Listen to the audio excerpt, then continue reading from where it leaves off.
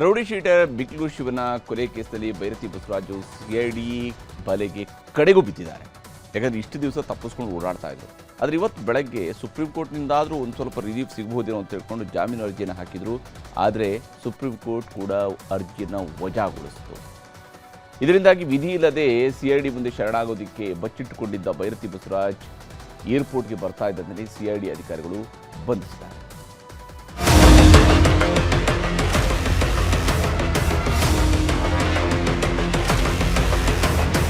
KR Puram BJP ಶಾಸಕ ಬೈರತಿ ಬಸವರಾಜ್ನನ್ನ ಪೊಲೀಸರು arrest ಮಾಡಿದ್ದಾರೆ. Rowdy sheeter VJ Shivaprakash alias Biklu Shiva ಕೊಲೆ ಕೇಸ್ನಲ್ಲಿ ತಲೆಮರೆಸಿಕೊಂಡಿದ್ದ ಬೈರತಿ ಬಸವರಾಜ್ನನ್ನ ಪೊಲೀಸರು ಬಂಧನ ಮಾಡಿದ್ದಾರೆ. ಗುಜರಾತ್ನ ಅಹಮದಾಬಾದ್ನಲ್ಲಿ ಬೈರತಿ ಬಸವರಾಜು ತಲೆಮರೆಸಿಕೊಂಡಿದ್ರು. ಸುಪ್ರೀಂ ಕೋರ್ಟ್ನಲ್ಲೂ ಜಾಮೀನಿಗೆ ಅರ್ಜಿ ಹಾಕಿದ್ರು. ಆದ್ರೆ ಅಲ್ಲೂ ಅರ್ಜಿ ವಜಾ ಆಯಿತು. ಕೊನೆಗೆ ವಿಧಿಯಿಲ್ಲದೆ ಬೈರತಿ ಬಸವರಾಜು ಬೆಂಗಳೂರಿಗೆ ಬರಬೇಕಾಯಿತು. ಬೆಂಗಳೂರು ಏರ್ಪೋರ್ಟ್ನಲ್ಲಿ ಯಾರಿಗೂ ಗುರುತು ಸಿಗಬಾರದು ಅಂತ ಮುಖಕ್ಕೆ ಸಫಾರಿ ಮಾಸ್ಕ್ ಸುತ್ತಿಕೊಂಡು ಬರ್ತಿದ್ರು. ಆದ್ರೆ ಮೊದಲೇ ಠಿಕಾಣಿ ಹೂಡಿದ್ದ ಎಸಿಪಿ ಹರ್ಷ ಮತ್ತು ತಂಡ ಬಿಜೆಪಿ ಶಾಸಕನನ್ನ ವಶಕ್ಕೆ ಪಡೆದು ಪೊಲೀಸ್ ಜೀಪಿಗೆ ಹತ್ತಿಸಿದ್ರು.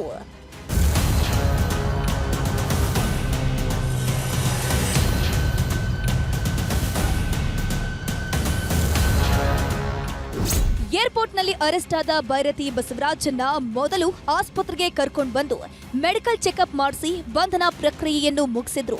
ಸದ್ಯಕ್ಕೆ ರಿಮ್ಯಾಂಡ್ ಅಪ್ಲಿಕೇಶನ್ ರೆಡಿ ಮಾಡಿ ಸಿಐಡಿ ಅಧಿಕಾರಿಗಳು ಬಿಕ್ಲು ಶಿವ ಕೊಲೆ ಕೇಸ್ನಲ್ಲಿ ರಾತ್ರಿಯಿಡೀ ವಿಚಾರಣೆ ಮಾಡ್ತಾರೆ. ಹತ್ಯೆಗೂ ಮೊದಲು ಬಿಕ್ಲು ಶಿವನೇ ಜೀವ ಬೆದರಿಕೆ ಅಂತ ಕೊಟ್ಟಿದ್ದ ದೂರು ಮತ್ತು ಬಿಕ್ಲು ಶಿವನ ಹತ್ಯೆ ಬಳಿಕ ಆತನ ತಾಯಿ ಕೊಟ್ಟಿದ್ದ ದೂರಿನ ಅಂಶಗಳ ಮೇಲೆ ವಿಚಾರಣೆ ನಡೆಸಲಾಗುತ್ತೆ. ರೌಡಿಯ ಕೊಲೆಯಲ್ಲಿ ಬೈರತಿ ಪಾತ್ರದ ಬಗ್ಗೆ ಬಂಧಿತ ಆರೋಪಿಗಳು ಕೊಟ್ಟಿರೋ ಹೇಳಿಕೆಗಳು, ಕೊಲೆ ಕೇಸ್ನಲ್ಲಿ ಬೈರತಿ ಬಸವರಾಜು ಪಾತ್ರ ಏನಿತ್ತು, ಬಿಕ್ಲು ಶಿವನ ಕೊಲೆಗೆ ಸಹಕರಿಸಿದ ಪೊಲೀಸರು ಯಾರ್ಯಾರು, ಹತ್ಯೆಗೂ ಮುನ್ನ ಹತ್ಯೆಯ ಬಳಿಕ ನಡೆಸಿರುವ ಹಣದ ವ್ಯವಹಾರದ ಬಗ್ಗೆಯೂ ವಿಚಾರಣೆ ನಡೆಸಲಿದ್ದಾರೆ. ಜೊತೆಗೆ ಎಷ್ಟು ದಿನ ತಲೆಮರೆಸಿಕೊಳ್ಳೋಕೆ ಯಾರೆಲ್ಲ ಸಹಕರಿಸಿದ್ರು ಅವರ ಬಗ್ಗೆಯೂ ಬೈರತಿ ಬಸವರಾಜುರಿಂದ ಮಾಹಿತಿ ಪಡೆಯಲಿದ್ದಾರೆ ಸಿಐಡಿ ಪೊಲೀಸರು.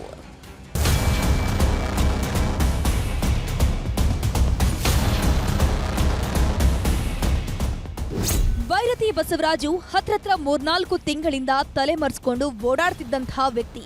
2025ರ ಜುಲೈ 15ರಂದು ಬಿಕ್ಲು ಶಿವನ ಕೊಲೆ ಕೇಸ್ನಲ್ಲಿ 2 ಬಾರಿ ಪೊಲೀಸರ ವಿಚಾರಣೆಯನ್ನು ಎದುರಿಸಿದ್ರು. ಆದ್ರೆ ತನಿಖೆಯಲ್ಲಿ ಶಾಸಕರ ಪಾತ್ರ ಗಟ್ಟಿಯಾಗ್ತಾ ಹೋದಾಗ ಬೈರತಿ ಬಸವರಾಜು ಪರಾರಿಯಾಗಿದ್ರು. ಹೊರ ರಾಜ್ಯಗಳಲ್ಲಿ ತಲೆಮರೆಸಿಕೊಂಡು ವಕೀಲರ ಮೂಲಕ ಕೋರ್ಟ್ಗಳಿಗೆ ಜಾಮೀನಿಗೆ ಅರ್ಜಿ ಹಾಕ್ತಿದ್ರು. ಜನಪ್ರತಿನಿಧಿಗಳ ಕೋರ್ಟ್ನಲ್ಲೂ ಬೇಲ್ ಸಿಗ್ಲಿಲ್ಲ, ಹೈಕೋರ್ಟ್ನಲ್ಲೂ ಜಾಮೀನು ಸಿಗ್ಲಿಲ್ಲ. ಇವತ್ತು ಸುಪ್ರೀಂ ಕೋರ್ಟ್ಗೂ ಅರ್ಜಿ ಹಾಕಿದ್ರು. ಬೈರತಿ ಬಸವರಾಜು ಅರ್ಜಿಯನ್ನ ಸುಪ್ರೀಂ ಕೋರ್ಟ್ ತಿರಸ್ಕರಿಸಿತ್ತು. ಆರಂಭದಲ್ಲಿ ಬೈರತಿ ವಿರುದ್ಧ ಸಾಕ್ಷ್ಯಾಧಾರಗಳಿರಲಿಲ್ಲ.